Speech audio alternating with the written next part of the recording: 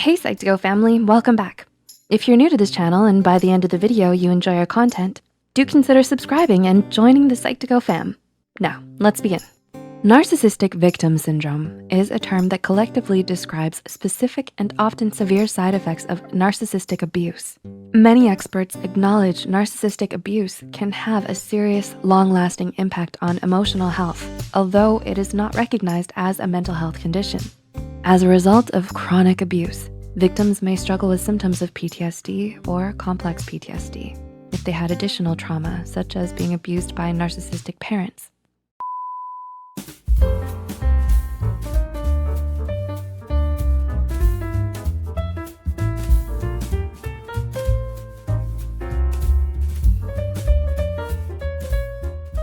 With that in mind, here are 10 signs that might suggest you have narcissistic victim syndrome. Number 1, you felt like you had a perfect relationship with that person in the beginning. When you're in a romantic relationship, this type of abuse usually begins slowly and it creeps up on you after you've fallen hard and are in love with your partner. In the early stages of the relationship, this is when the love bombing usually occurs. They may shower you with gifts and affections and it can feel very intense. Then, slowly, manipulative tactics start to invade the relationship and will replace the love bombing.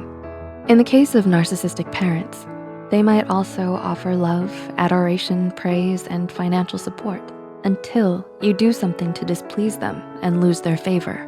They use tactics such as gaslighting and silent treatment, which can leave you questioning your own sanity. And this is something that sticks with you, even after you've cut ties with that person. Number 2, you feel like you're walking on eggshells. A common symptom of trauma is avoiding anything that might make you relive that particular trauma, whether it be people, places, or activities that pose the threat to you. You may feel like you're constantly worrying and being careful about what you say or do around people because that is how you used to behave when you were around your abuser. You may present as anxious and introverted, especially when in the presence of other people, though you're simply acting out of extreme fear. Number 3, you may have experienced smear campaigns once the relationship ended. When breakups happen, it's common for people to take sides. This is no different when it comes to a narcissistic abuser. They will twist your words and tell their version of the story to others to try and get them to feel sorry for them. They can often drum up support from your loved ones by insisting that they only have the best interest at heart. Then, when you try to talk about the abuse that happened, your loved ones might side with the abuser over you. This can draw up barriers between you and the people in your support network and leave you feeling isolated. Number 4, you feel isolated and vulnerable.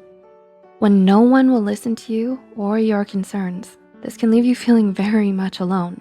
When you feel alone, you're vulnerable to further manipulation from your abuser. They may pull you back in with fake apologies, a hand of kindness, or by brushing their past abuse under the rug. This tactic, which is called hovering, is the perfect time to pounce when you're lacking in support, since you are more likely to doubt your perceptions of the abuse when you can't talk to anyone about it. Number 5, you've developed a pervasive sense of mistrust. Are you hypervigilant? Do you worry and get anxious over other people's intentions? The gaslighting techniques used by the narcissistic abuser may have contributed to how you view the world, and you may find that you have a hard time trusting anyone, including yourself. Number 6, you may engage in self-sabotaging and self-destructive behavior. Victims often find themselves ruminating over the abuse. This can enhance the frequency of negative self-talk and the tendency towards self-sabotage. Malignant narcissists will try and program you, conditioning you for self-destruction. This could potentially lead you to engaging in risky behaviors, such as self-harm or even suicidal ideation.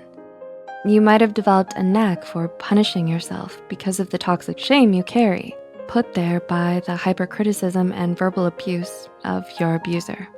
If you feel like you're lacking in any motivation to pursue your dreams and goals, then this could be a result of narcissistic abuse.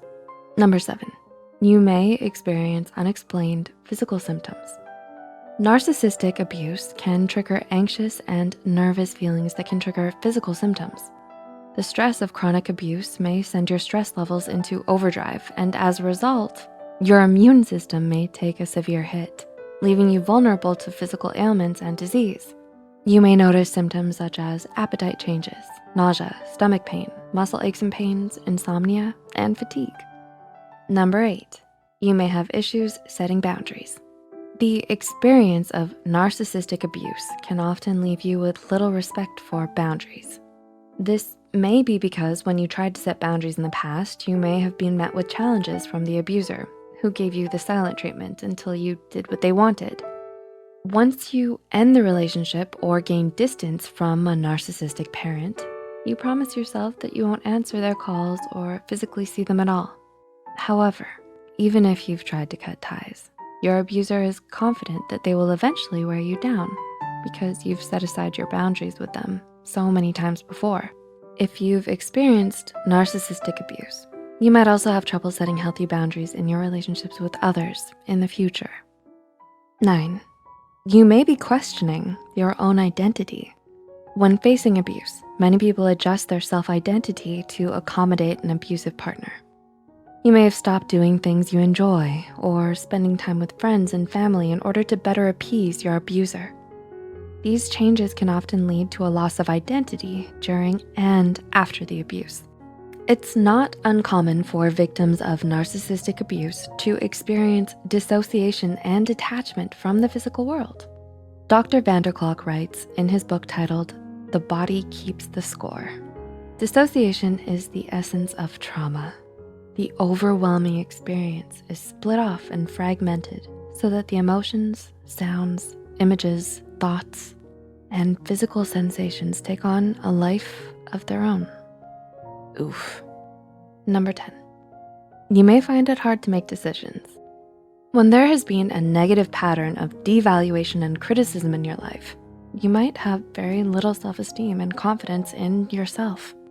Narcissistic abusers can make statements that imply that you are unable to make good decisions. Abusive partners may have called you stupid or ignorant, or they might have insulted you with a false and affectionate tone.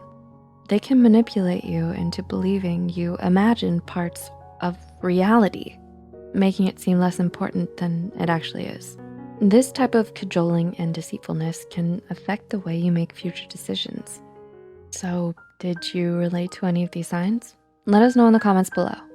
I wanted to take a second to say that I'm sorry, hi, it's Amanda, the voiceover voice.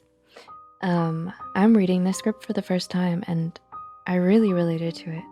So I wanted to add a point that in you taking the time to learn about narcissistic victim syndrome, you're empowering yourself. Once you know, you can grow. Acknowledging the effects of being in a narcissistic relationship is the first step to healing from one.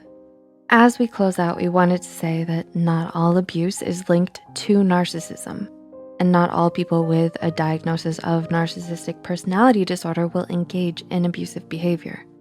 However, if you feel you might be a victim of this type of abuse, we encourage you to reach out for help. Talk to someone you can trust, like a good friend, a family member, or a therapist. It's not easy to leave an abusive relationship, but with the right support, you can move on with your life and start to heal from your past hurts. Like and share this video if it helped you and you think it could help someone else too. The studies and references used are listed in the description below. Don't forget to hit the subscribe button for more Psych2Go videos, and thank you for watching. We'll see you in the next one.